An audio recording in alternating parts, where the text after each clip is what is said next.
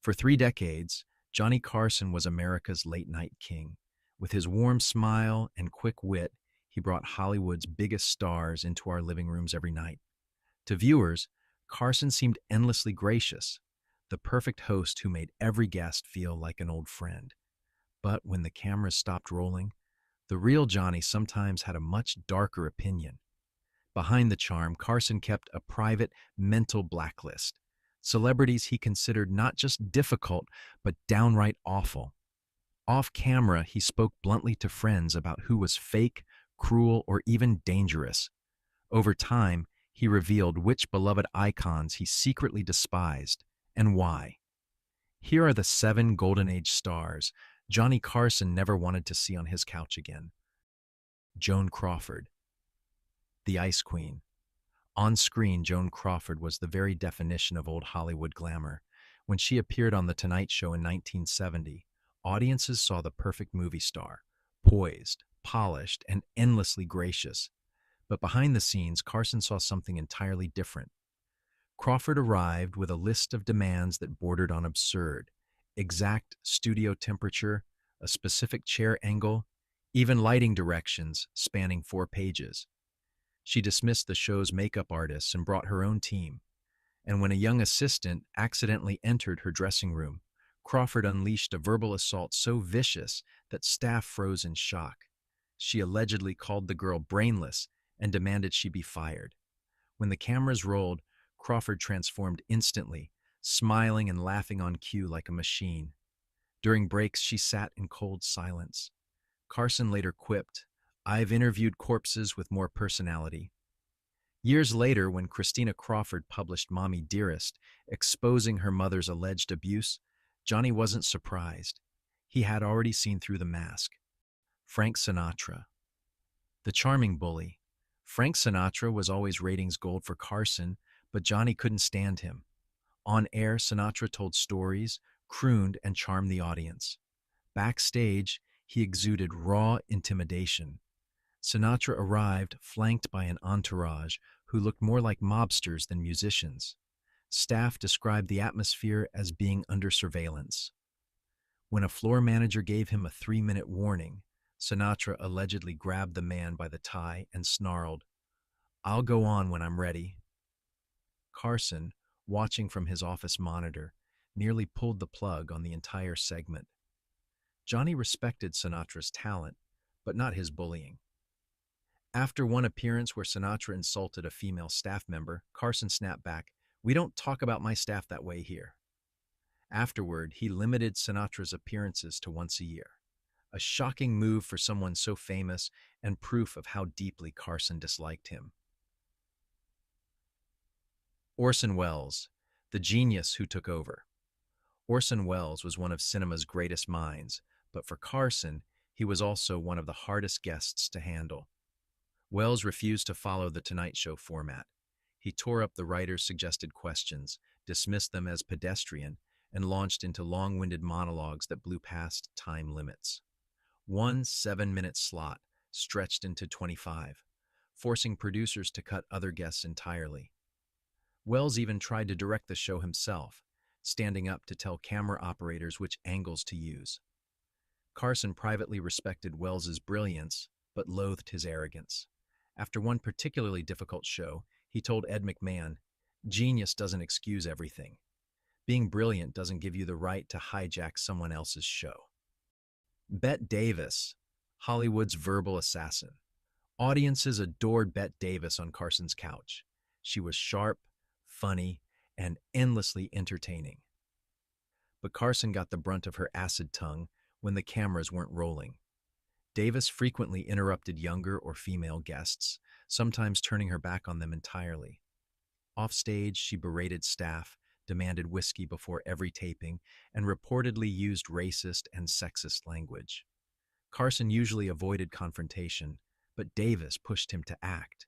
When she publicly humiliated a cue card holder, Johnny quietly told her, "On this show we speak to everyone with respect, or we don't speak at all." Davis, stunned, backed down. After her final appearance, Carson swore she'd never be invited back. Mickey Rooney, the fallen child star. Mickey Rooney Once America's favorite child actor had become a liability by the time he appeared on Carson's show.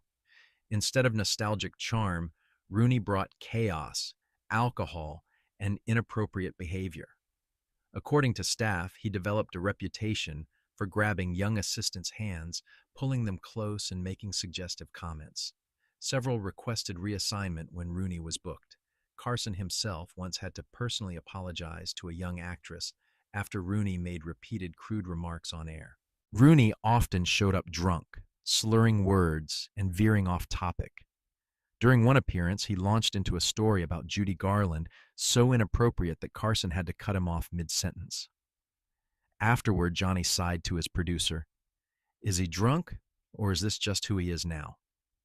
Rooney's appearances became rare, and Carson eventually insisted he only be booked for pre-taped segments to limit the damage. Jane Russell, beauty with a bitter edge. Jane Russell was one of Hollywood's most glamorous stars of the 1940s and 50s, but Carson quickly soured on her appearances. The reason? Her outspoken political and social views, especially her treatment of LGBTQ+ staff. According to crew accounts, Russell once refused to let a gay makeup artist touch her, demanding someone else. Even more shocking, she reportedly refused to appear on the same episode as Rock Hudson, making derogatory comments about his sexuality. Carson, who prided himself on running a respectful professional set, was disgusted. Her final straw came when Russell was overheard making dismissive remarks about civil rights legislation during a commercial break. After that, Carson personally ensured she was never booked again. Jerry Lewis, truly hateful. Of all the celebrities Carson disliked, Jerry Lewis may have topped the list. To the public, Lewis was a beloved comedian and humanitarian, famous for his charity telethons. But Carson saw another side, arrogant, demeaning, and cruel. Lewis interrupted guests, talked over Carson, and even once reached across to adjust Johnny's tie as a dominance move. He refused to learn staff names, calling them camera guy or makeup girl.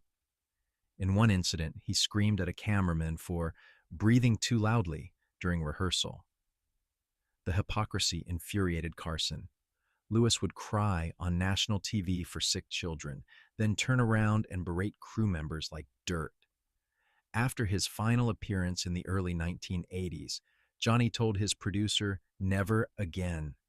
Years later, he summed it up harshly. In a town full of phonies, Jerry Lewis stands out as truly hateful. Carson's private disdain for these stars offers a rare glimpse behind Hollywood's golden curtain. He didn't blacklist people for being quirky or nervous. He could handle that. What he couldn't stand was cruelty, especially toward staff, assistants, and anyone without power.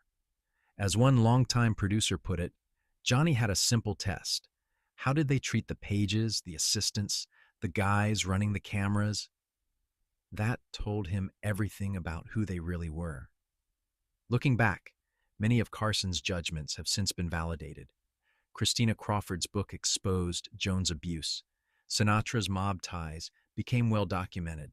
Rooney's misconduct drew more attention, and Lewis's ego became legendary. Carson's blacklist is more than Hollywood gossip. It's a reminder that fame often hides deeply flawed, sometimes dangerous personalities.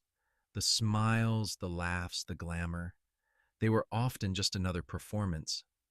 Or as Johnny himself once said, the camera doesn't just add 10 pounds. It adds a layer of fiction. If you enjoyed this dive into Carson's blacklist, subscribe for more untold Hollywood scandals.